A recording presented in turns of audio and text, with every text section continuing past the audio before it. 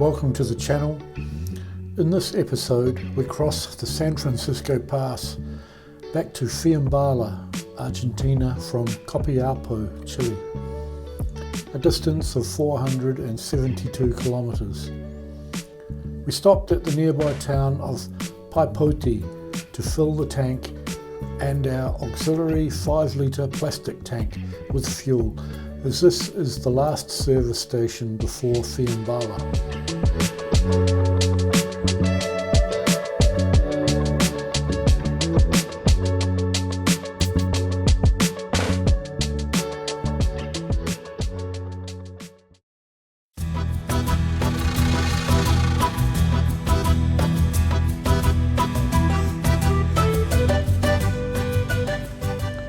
The day was fine and warm as we set off, and we gradually climbed up a barren valley.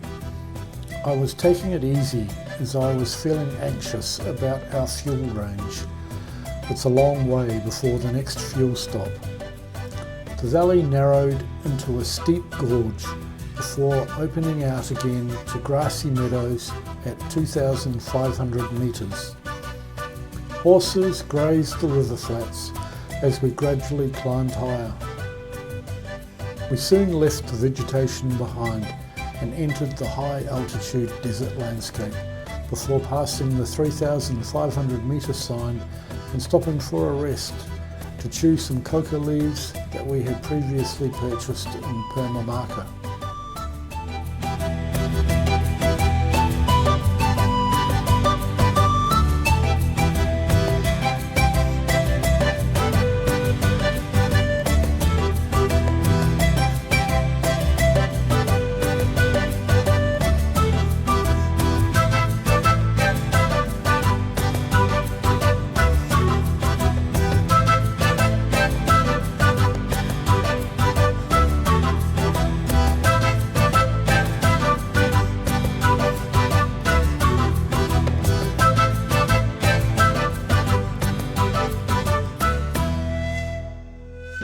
So we've just passed 3,500 metres on the Paso San Francisco.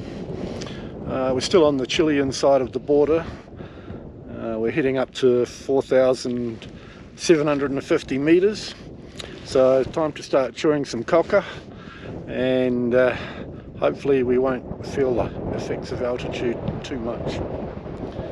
Weather's fine, it's about 17 degrees, fair bit of wind, but it's looking good, so having a good time so far.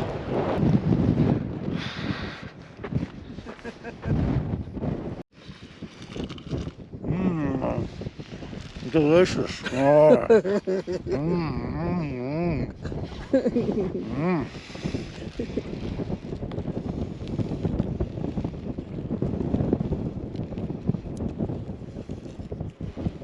Okay, finish. This is mine.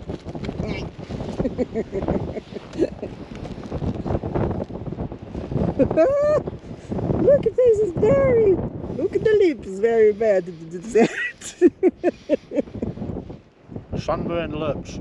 You need to stop at a pharmacy and get some lip balm. No pharmacies up here. No.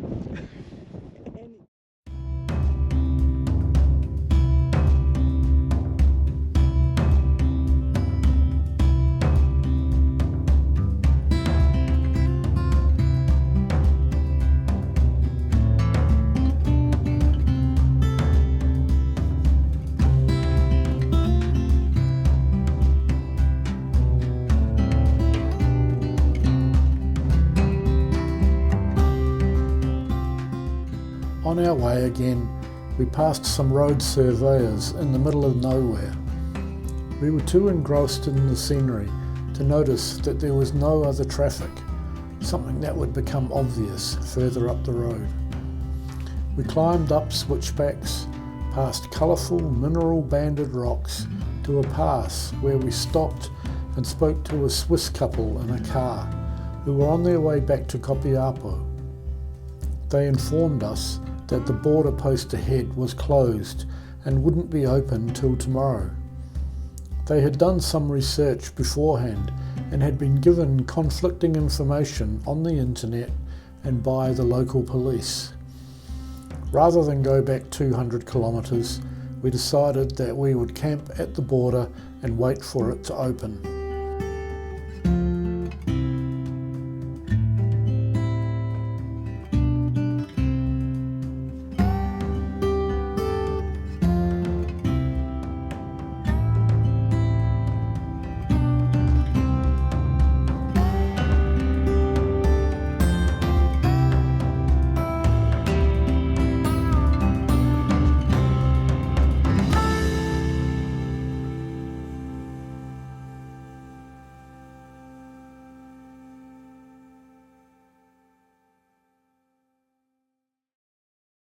Hello guys.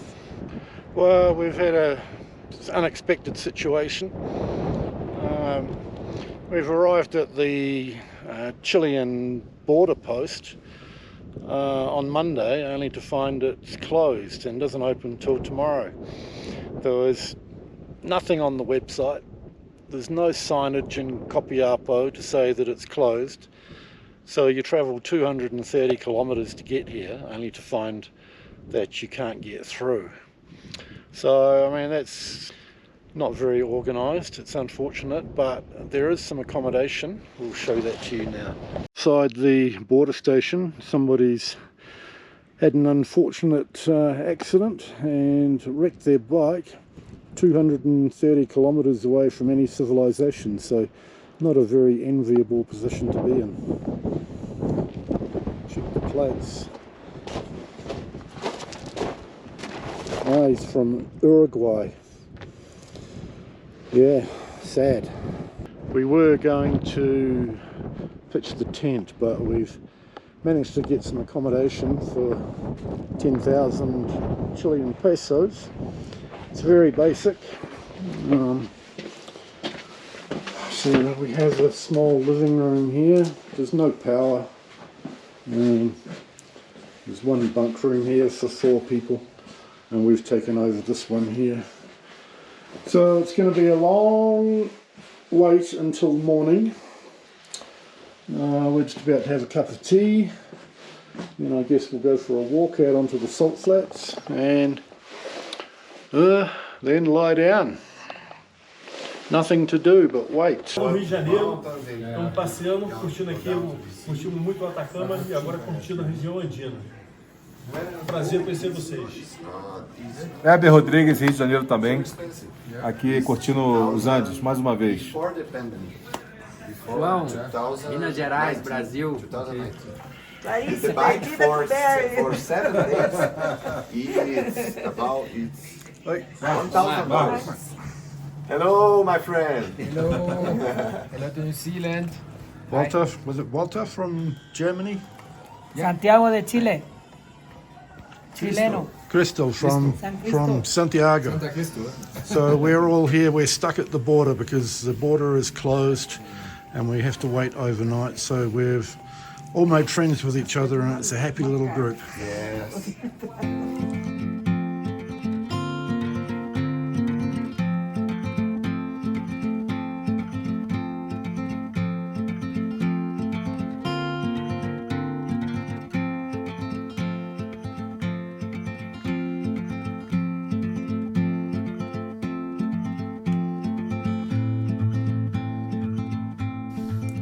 Even though we were at 3,800 metres, the night wasn't too cold and we were comfortable in our sleeping bags.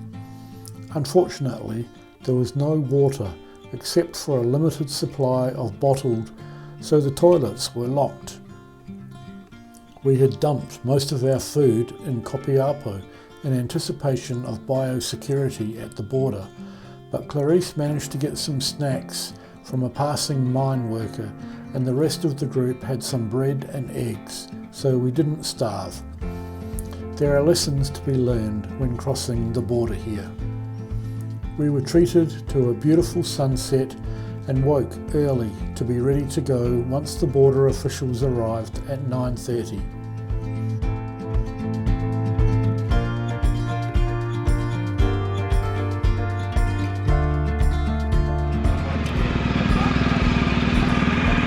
see you further on up the road. Listen.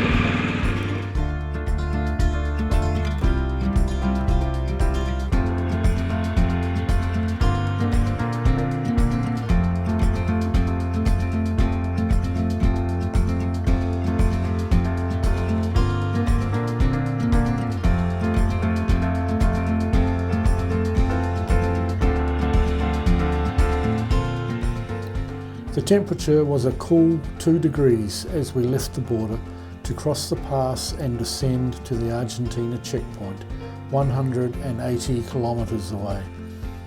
Our bike has heated grips and seats, which were a real bonus in these temperatures.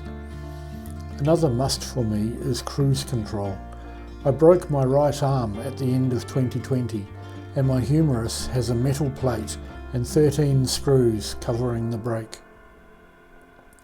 Having cruise control allows me to let go of the throttle and move my arm about, which greatly alleviates the stiffness and pain. We passed by Ojos del Salado, an active volcano at 6,893 metres above sea level. It is the highest volcano in the world and the second highest peak on the South American continent.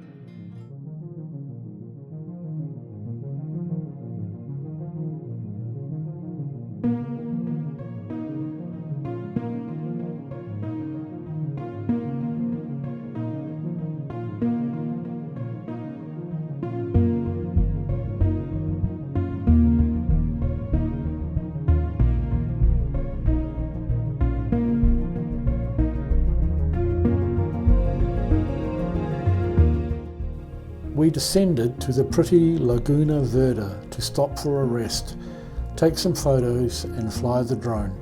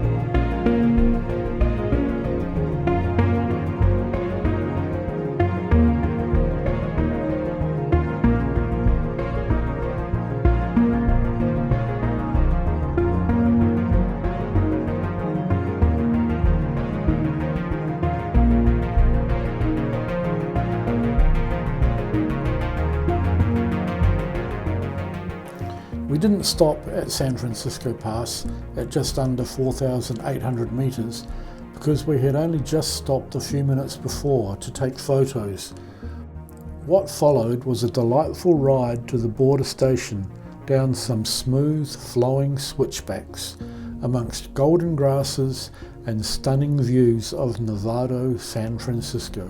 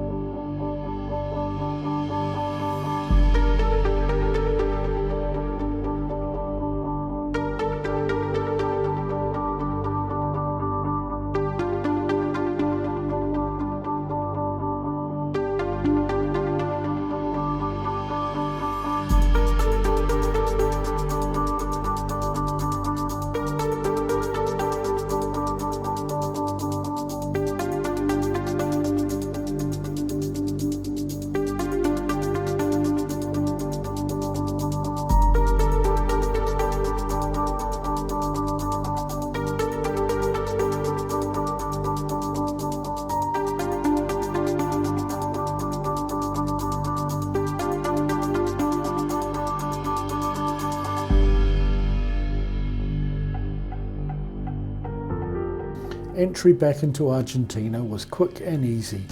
The border station is in a stunning location with views to Incahuasi, 6,638 meters, El Muerto, 6,486 meters, and San Francisco, 6,016 meters.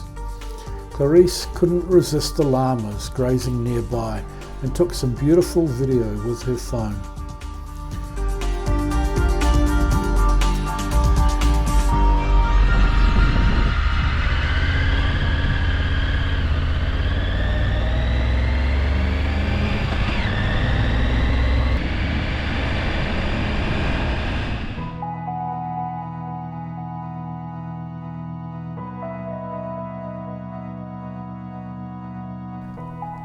Shortly after, the road turns south for a long stretch through more desert scenery. The colours are amazing. Golden tussocks, brilliant white salt flats, browns, creamy whites, and purple and pink in the surrounding hills, matched with a brilliant blue sky.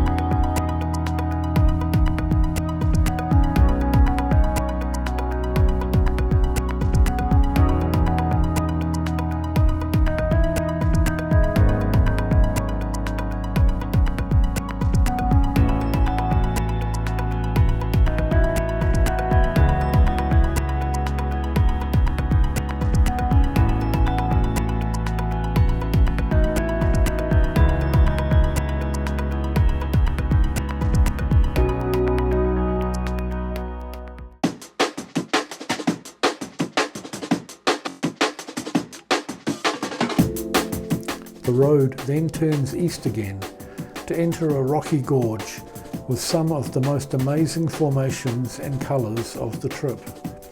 I left the camera rolling to catch most of it.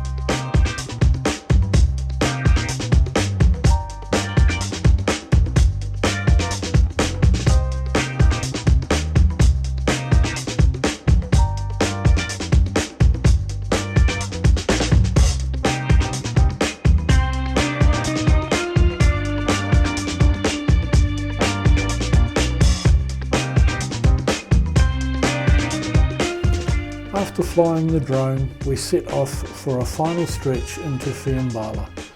We still hadn't needed to use our spare fuel, and I'm impressed with the fuel economy of the bike. From near sea level, up and over a 4,800 metre ascent, 2 up and heavily loaded, we did the 472 kilometres with 1.1 litres to spare. We had used 18.9 litres. We settled into our comfortable cabin next to a vineyard for a 2-night stay and looked forward to the next day, which we spent relaxing at Fiambala's famous hot springs. That's it for this video. Don't forget to please like and subscribe, and we'll see you in the next video, where we head south towards the beautiful city of Mendoza.